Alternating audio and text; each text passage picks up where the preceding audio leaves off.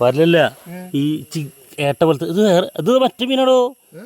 ഈ നമ്മുടെ doctor fish എന്ന് പറയും, കാലുമത്തെ ഇതൊക്കെ തിന്നില്ലേ, എന്താ പറയാ, ഈ കാലുമലൊക്കെ എച്ചിൻ്റെ പോലത്തെ ടൈപ്പ് മീനാണിത്. ഇതിന് പേരൊന്ന് ഡോക്ടർ ഫിഷ് എന്നൊക്കെ കേട്ടിട്ടുണ്ട്. ഇതിപ്പോൾ ചാലിയിൽ നിന്ന് കിട്ടിയല്ലേ, പിന്നെ പറ്റുമെന്ന് എനിക്കറിയില്ല.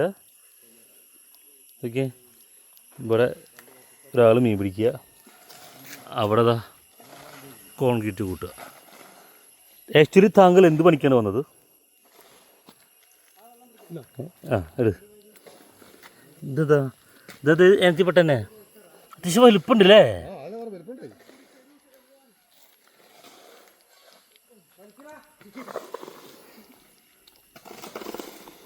ഷാക്കാ അല്ല ഷിയാബിക്ക, ഇതെന്തു മീന്നാ പറയാ? നിങ്ങൾ ഇവിടുത്തെ ആൾക്കാരല്ലേ? ഇതേ പോണു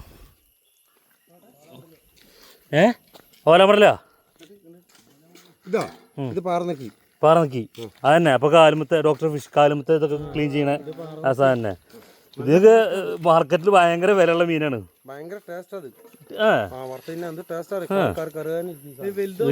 അയ്യോ പോയി ഡ്രമ്മിലിട്ടൊക്കെ അല്ലേ, ചത്തുണ്ടാവും ഏറെക്കുറെ. പെട്ടെന്ന്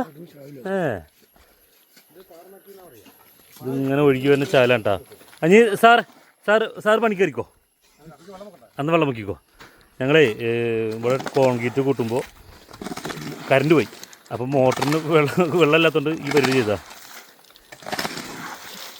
അവിടെ ഒരു കെട്ടിട്ടിയപ്പോൾ അതിന് മുഴുവൻ മീൻ ഇങ്ങോട്ട് കയറി വന്നു. അല്ലെങ്കിൽ ആ പുല്ലിൻ്റെ ഇതിലൊക്കെ ഇടയിൽ ഉണ്ടായതേക്കും അല്ലേ, ഓലയുടെ ഇടയിലൊക്കെ ഉണ്ടായിരുന്നത്.